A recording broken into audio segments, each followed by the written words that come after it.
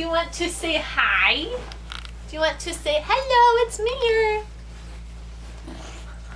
Oof. Hey, it's okay. Hello, it's me here. Hello. Oh, hello. Hello. Hi, guys. It's Alex and Mayor. Happy Friday. I don't have the song up on my phone, so we can just sing it. It's Friday, Friday, gotta get down on Friday. Ah, look at you, Yanni boy. All right, we're just gonna get right into it. Also, I'm wearing the same outfit as yesterday, but you know what? This is really the only thing I dress up for, so you know what? I just missed one day. All right. Are you gonna sit right there while I read the book? What you think, mister? We're on chapter 3, Mayor. Do you want to read chapter 3? Okay. Chapter 3. They were glad to be on the move once more. Ben said, "Professor, I meant to tell you something when I was up in the air. I had quite a good view of the palace." The professor was intrigued. "What did you see?" "There's a long bridge over a deep chasm." "Huh, that's good to know. Did you see a path going up the mountain?" "Yes, it's the same pink trail that we're on now." Tom sniffed the air. "I smell something good." Lindy's nose twitched. "It's like honeysuckle." A wonderful smile appeared on the professor's face. "It is honeysuckle. It's coming on the breeze," he said. "I've heard that the Whangdoodles palace has the perfume of honeysuckle around it all the time." We are getting close. They were almost at the base of the Whangdoodles mountain. Through a natural rock arch, the pink road wound its way to the summit. They could see the gleaming turrets of the palace above the scuttling clouds. "Not long now, Professor," said Ben encouragingly. He had no sooner spoken the words than they were echoed by a chorus of soft voices in the surrounding hills. "Not long now, not long now." The professor said distractedly, "Fiddlesticks, what is that? What's going on? What's going on? What's going on?" said the voices, and they grew a little louder. The children moved close to the professor. They could see nothing to account for the voices, and there was no clue as to where they were coming from. The echoes chased themselves around and around. The professor rubbed his head irritably. "This is too much. I mean, a fight is a fight, but the proc goes too far." He raised his voice. "Come on out. Come on, whoever you are. Let's see you. Let's see you. Let's see you." mocked the voices, laughing shrilly. Lindy took the professor's hand, her face white with fear. Ben felt the anger welling up within him. "Now stop that," he cried. "Stop that! Stop that! Nya, nya, nya." The voices grew louder yet. Then, quite suddenly and with tremendous energy, a large furry creature hurtled out of nowhere and landed on the path in front of the professor, who gasped and recoiled with shock. The creature was a bright bilious green, with shaggy fur and ape-like features. It had a hideous grin and displayed a startling array of sharp-pointed teeth. It was screaming and dancing up and down, hurling abuse at the professor and the children. "Get out of here! Get out! Yeah! Miserable people! Miserable!" The Whifflebird panicked and screamed her traditional "Mayday!" as a horde of identical creatures swarmed over the hilltops towards them. They were shrieking and skulking and leaping and lurking and saying the most appalling things. "Horrid people, go away! Don't come back another day! Ugly busybody, sticking your nose in where it doesn't belong! Beastly human, leave this place! We can't stand your silly face!" This last remark was directed at the professor. He spoke calmly over the noise of the jeering mob. "Children, try not to be frightened. Stand perfectly still and do not answer back." What are you doing? "What are those awful things?" Ben gasped as one green monster poked his arm with a sharp finger. "Awful things! Awful, awful!" yelled the furry horde. "They're called swamp gaboons, I think," said the professor. His head was beginning to pound from the noise. Swamp gaboons, handsome, happy, crazy loons." The creatures linked arms, completely blocking the archway. They executed a series of precision high kicks, and the sight of them bobbing up and down like a chorus line with their shaggy green fur shaking and shimmying was almost funny. But the abuse was hard to take. One gaboon skipped forward and pushed its face close to Tom. "Blah! Silly boy," it said, sticking out its tongue and waving its arms. Tom couldn't help himself. He stuck out his own tongue and yelled back, "Blah to you too." The swamp gaboon was delighted. "Ooh, isn't he rude?" he screamed. Sorry, my mom just got back from a walk, so he wanted to go see her. Okay. "Ooh, isn't he rude?" he screamed and danced away to join his laughing companions. The professor spoke sternly. "Thomas, that is not the way to behave. I warned you not to answer back. It only encourages them." The gaboons bunched together and chanted in hideous harmony. "We don't care, sleek of fur and green of hair, tongue of tooth and sharp of nail, legs that kick and arms that flail. Even if you scream and fuss, we've got no feelings, can't hurt us." They began hurling twigs and small stones at the professor and the children. Lindy said through clenched teeth, "I hate them. I absolutely positively hate those bullies. They're gross. Gross, gross, gross, gross. Oh, isn't she cute?" The creatures simpered and sneered. The wiffle bird flew onto Tom's shoulder. She too was disturbed by the shrieking mob, and she screamed, "Mind your manners!" in an angry voice. The swamp gaboons rolled on the ground in delight. "Mind your manners! Listen to mommy! Listen to mommy!" Lindy could contain herself no longer. She took a step forward. "You know what I think?" she shouted. "I think you're all very, very rude. You have no right to speak to people like that." One gaboon blew her a loud raspberry. Another stood on its head and wiggled its ears. "Lindy, that's enough," said the professor sharply, but Lindy had been pushed too far. "If my mummy were here right now, do you know what she'd say to you?" "What would she say? What would your mummy say?" A gaboon raced up to her and sat down with crossed legs and a hand under its chin. Lindy scolded, "She'd say, 'It's perfectly all right to think bad things.'" "To think bad things," echoed the gaboon. "But you don't have the right to say them. It's not polite. Mummy wouldn't like you at all, and I wish she were here right now." Lindy's thumb went into her mouth and she began to cry. The gaboon pulled a sad face. "Ah, the little girl's all upset. See what you've done, fellas? You've made her cry." "Ah!" All of the gaboons pretended to be sad. They mocked Lindy and each put a thumb in its mouth. One raced up to her and screamed nastily, "Serves you right!" Then it jumped in the air and ran away. Benjamin was furious. Until now he had been able to control himself, but seeing how cruelly the gaboons were teasing Lindy made him lose all reason. The professor caught him just as he was about to hurl himself upon the offending creatures. "Benjamin, calm yourself." "Benjamin, control yourself. Lindy, stop that crying. Now listen to me, all of you." The swamp gaboons, feigning interest, crowded around, but soon as the professor began to speak, they made such a racket it was hard for the children to understand what he was saying. The wiffle bird said, "Mind your manners," and that's what we're going to do. The more you respond to these miserable creatures, the professor ducked as one of them tried to pull his hair, the more ammunition you give them. Unless we ignore them, we'll never get through. "You'll never get through! You'll never get through, you stupid, sloppy, no-good human!" The gaboons shrieked and formed a line across the archway again. "The madder you get," continued the professor, "the more they love it." "We love it! We love it!" roared the furry mob.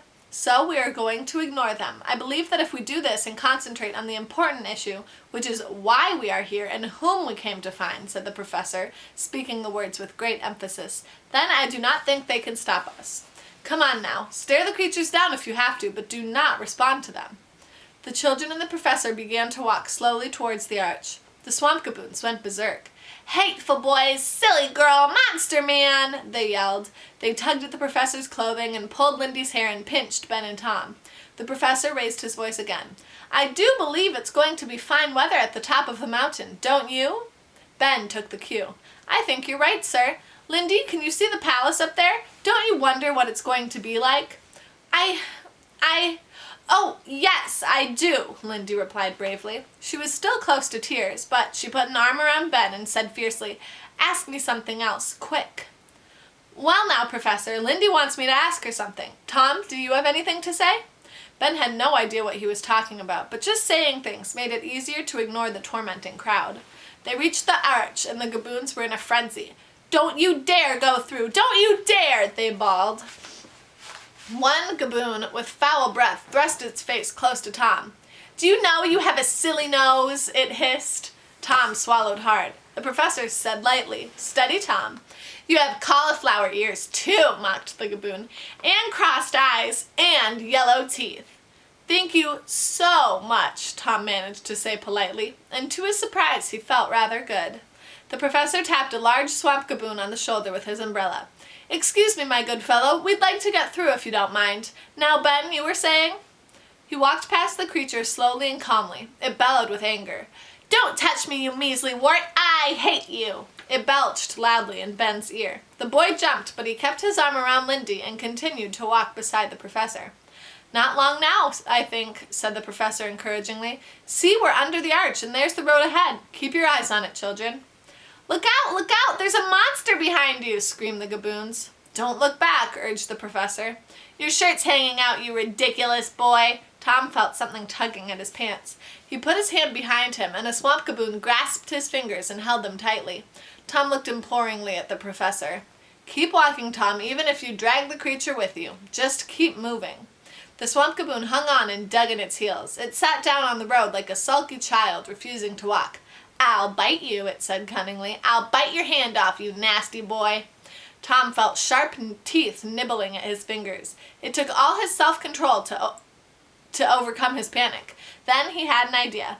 He turned quickly and whacked the Gaboon sharply on the top of its head. At the same time, he pumped the hand that was holding his and said politely, "It was such a pleasure meeting you, old boy. Goodbye."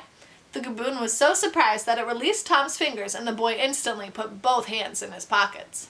Now the swamp Gaboons changed their tactics. As the professor and the children walked farther and farther away from them, they sobbed and howled and tried all manner of last-minute tricks to gain their attention. Come back! I was only joking. Take me with you, please. Ouch, I've hurt myself badly. Help, I've broken my finger. I've broken my back. I'll eat worms if you don't turn around. I'll hold my breath until I explode. You'll be sorry when the Whangdoodle hears of this." Their voices began to fade. The professor smiled in weary triumph. He looked at the children. "Well done, my friends. Listen to how truly silly they are. I think they will not bother us any more. We shall walk a few more yards until we are around the next corner. Then we will relax, for if we don't, I think I shall collapse. I don't recall ever being so exhausted." They rested for a half hour. The professor was weary. Chapter 4. They rested for a half hour. The professor was weary, though he tried hard not to show it. He talked about the swamp Gaboons. "I hope you realize what a valuable lesson you all learned just now." Tom said, "You mean about turning the other cheek?" "Yes, that's part of it. There will be many times in your lives, at school, and more particularly when you are grown up, when people will distract or divert you from what needs to be done. You may even welcome the distraction. But if you use it as an excuse for not doing what you're supposed to do, you can blame no one but yourself. If you truly wish to accomplish something, you should allow nothing to stop you, and chances are you'll succeed." The professor leaned back against the mountain and took a deep breath. "You see, the Gaboon's words didn't hurt you once you resolved not to let them. The Gaboon's words didn't hurt you once you resolved not to let them." "They did hurt a bit," Lindy confessed in a small voice. "Yes, but when you remembered your main purpose, you were able to put aside your feelings and concentrate on the important issues." He mopped his brow. "I think we should try to push on." They followed him as he slowly and laboriously climbed the steep and narrow path. The children shuddered as they looked down at the ground, hundreds of feet below. The professor began to act in a way that was very unlike him. He paused frequently, sometimes shielding his eyes and gazing into the distance. Occasionally he mumbled to himself. Once he said quite clearly, "I must remember to pack my red socks." The children could only think that the whole incredible search for the Whangdoodle had become a great strain on their good friend. They clustered around him lovingly in an attempt to encourage him. Ben said, "Look, Professor, how near we are to the castle." They could see now that the pure transparent crystal was buttressed by huge pillars of milk-white glass. The turrets were like creamy frosting on top of a birthday cake and seemed to be reaching to touch the red sky. Higher and higher they climbed. The altitude made them all short of breath, and the professor gasped and moved more slowly with every step. Suddenly he stopped and leaned against a rock. He shut his eyes. "My dears," he said in a tired voice, "I do not think I can go any further. You must go on without me." They all spoke at once. "But that's impossible, Professor. We'll never make it without you. We're so close. If you could just try one step at a time." He raised a hand wearily. No, you don't understand. But they wouldn't listen. We'll help you, Professor. We'll wait for you. Tom said, Lean on me, sir. Put your whole weight on me. I can take it. Ben ran ahead to a bend in the road. When he turned the corner, he was so staggered by what he saw that for a moment he could not move. Then he raced back to the professor. Sir, you just have to go on, he cried. We're there. We're actually there. I've found the bridge. It's around the corner. All we have to do is cross over it to reach the palace. Come and see for yourself. Come on, Professor. You can do it. You can.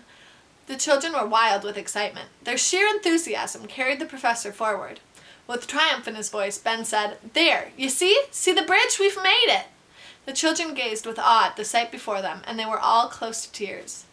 Ahead, the ground fell away into a tremendous chasm, thousands of feet deep, and far below was a thundering waterfall, so huge that the sound of it echoed back to the top of the mountain. Spanning the abyss was the bridge. It was incredibly beautiful, like an inverted silken rainbow swaying gently in the cool breeze. At the far end of it, 2 bronze doors were set into a colossal archway. They were open, and beyond them was the Whangdoodles palace. Ben turned to the professor. We've done it, Professor! Aren't you proud? Aren't you thrilled? The professor did not answer. He was staring at the palace with intense concentration. He sat down on a nearby rock and put his head in his hands. In all the weeks the children had known him, they had never seen him so dispirited. They gathered around him. He raised his head and looked at them for a long moment. Then he said, You are going to have to do something for me, which I know you will not want to do, but there must be no argument about it. I want you to go on to the palace by yourselves. Listen to me, he said firmly as they started to protest. When I first conceived the idea of trying to reach the Whangdoodle, I realized only too well that I might fail. I was too old, too set in my thought patterns. Then the 3 of you came along. I hoped that, through you, I might reawaken the younger part of my mind, the imagination that has been shut down for so many years. In other words, if your eyes could see it, perhaps mine could see it too. The professor's voice broke. I must tell you, he continued, that the closer we have come to the Whangdoodle, the harder it has been for me to keep up with you. This last part of our journey has been almost impossible for me. But we wouldn't be here if it weren't for you, Tom burst out. We didn't help you. It was the other way around. You helped us. You made it all possible. Ben said, Only a little while ago you said that if you really try, then the chances are you'll succeed. The professor shut his eyes once again. I said the chances for success were good. I didn't say they were 100% certain. One must always take into account the possibility of failure. Ben spoke desperately. But how can you say that, Professor? All you have to do is cross the bridge. The professor smiled sadly. I must tell you, I cannot see the bridge. What do you mean? Tom was aghast. Of course you can see it. You can see the palace, can't you? Yes, I have always been able to see it, but seeing how to get to the palace is another matter. For me, the bridge just isn't there, only the chasm. The boys fell silent. Lindy said in a choked voice, You should have had a scrappy cap. She burst into tears and rushed into his arms. I didn't think that all this would happen, she sobbed. I just can't bear to think of you not going with us. It's all too sad. Are you sure you've tried hard enough? Asked Tom. You must believe me, Tom. I've tried as hard as I can. You know how much I want to see the Whangdoodle. This is simply one of those times in life when, in spite of every effort, one fails. But you mustn't feel sad because I don't. Without you, I wouldn't have been able to get this far. Ben said determinedly, Professor, I don't care what you say. If you can't go, then I won't either. Tom and Lindy agreed instantly. No, that's right. We won't go without you. The professor blinked hard and said, Oh my gosh, I'm going to cry. The professor blinked hard and said, That's very dear and just like you, but you will go on, and I will tell you why. Because for me, it will be the next best thing to being there. I will wait here for you. I shall be perfectly all right. When you have seen the Whangdoodle, you will come back and tell me all about him, every single wonderful detail. Now, be off with you. I don't want to see your faces again until you bring me news of the Whangdoodle. By the way, send him my fondest regards. Tom said sharply, Look at the wiffle bird. What's the matter with her? She had been sitting quietly on the silk supporting rope of the bridge. Now she was strutting up and down stiffly, as if hypnotized. What on earth? The professor rose frantically, looked up, and recoiled in horror. Look out! He shouted. The sky became suddenly dark. The children had a glimpse of a monstrous head with a huge, sharp-pointed beak coming straight towards them. It was the Gyascutus. Too late, the wiffle bird flew into the air. Startled out of her trance, she screamed, "Mayday!" The children flung themselves clear of the slashing talons. The professor bellowed in dismay. "No," he cried. "No, no, no! You shall not do this!" In desperation, he found strength. As the Gyascutus banked around for another attack, he took a firm grip on his umbrella. When the huge bird flew past him, he swiped at it with all his might, giving it a resounding thwack that sent it careering off course. He yelled to the children, "Run! Run to the palace!" "What about you?" Ben cried, horrified. "I shall be all right, I promise you. Now go on." The children ran towards the bridge. The professor jumped up and down and waved his arms wildly. "Come on, you devil," he called out to the giant bird. "Let's see what you're made of, you big, dumb, pea-brained bully." The Gyascutus was diverted by the noisy dancing figure. It swooped down for another attack. As the children clattered onto the slats of the bridge, the professor put his back to the rock and, using his umbrella as a sword, he fought the monster with the last ounce of his strength. The Gyascutus screamed with outrage. One giant claw reached out for the tired and desperate man. It picked him up as though he were a rag doll and dashed him against the rock. Oh my gosh. The professor fell to the ground in an unconscious heap. The children were running so hard for the palace, they did not see what was happening behind them. Ben was in front of Lindy, Tom was close behind, and the wiffle bird just above his head. They had not realized that the bridge was so long. Their frantic chase made it sway dreadfully, and Lindy gasped as she glimpsed the boiling, foaming river thousands of feet below. "Ben! Ben! Don't go so fast!" she cried. Her foot slipped between the slats, and she crashed to her knees, crying out in pain. Ben turned to help her and suddenly screamed with fear, "Look out, Tom!" The Gyascutus was only inches away from Tom. There was a rushing wind that moved the bridge violently from side to side. Ben and Lindy clung desperately to the guide ropes. Tom felt two sharp claws hook into the shoulders of his jacket, and he was lifted high out over the chasm. The wiffle bird went berserk. With a shriek, she rocketed towards the Gyascutus, aiming straight for its eyes. Her brilliant feathers momentarily blinded the monster, and it flapped desperately back over the bridge. Ben scrambled to his feet and flung his arms around Tom's legs just as he passed overhead. The Gyascutus pulled, and Ben hung on with all his might. The wiffle bird attacked again and again. Sick with fear, Lindy managed to cry, "Undo your jacket, Tom! Get out of it!" Tom heard her. He plucked at the buttons of his coat and raised his arms. He slid out of the sleeves and crashed onto the bridge just as the wiffle bird screamed, "Run for your life!" She flew at the Gyascutus again. The children picked themselves up and raced the last 100 yards to the huge burnished gates. Then a terrible thing happened. The confused Gyascutus was trying to rid itself of Tom's jacket. The giant wings were thrashing, and the wiffle bird was helplessly caught up in the whirlwind. She received a mighty blow that knocked her to the bridge, where she lay horribly still. Tom gave an agonized cry and raced back to her side. "It's all right, wiffle bird, I'm here. I've got you, it's all right." He picked her up gently. Ben was yelling, "Tom, come on!" Tom looked up and saw that the Gyascutus was coming at him once again. He began to run. It was a desperate race. The three children stumbled off the swaying bridge and under the tall archway, with the Gyascutus only a few feet behind them. "Close the doors! Close the doors! The doors!" Ben flung himself against one side, and Lindy and Tom pushed hard against the other. With a mighty clang, the great bronze portals closed, and the enraged Gyascutus slammed into them. The earth trembled, but the doors held. The children leaned against the cool metal, fighting to regain their breath. When they had recovered sufficiently to turn around and see where they were, they received yet another shock. Standing in front of them was the Proc. All right, that is the end of Chapter 4. So, tomorrow we will start, or on Monday we'll start with Chapter 5. Oh my goodness, it's going to take so long, and they just reached the palace and the Proc. All right, well, I hope you guys have a great weekend. Your question or challenge, there was a lot going on here, a lot of action adventure.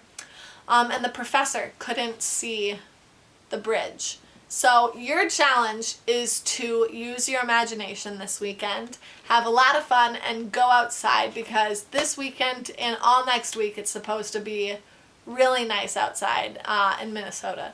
So have a good weekend. Use your imagination, and I'll see you on Monday with the book. And I'll try and upload something this weekend, not book related. Okay, bye!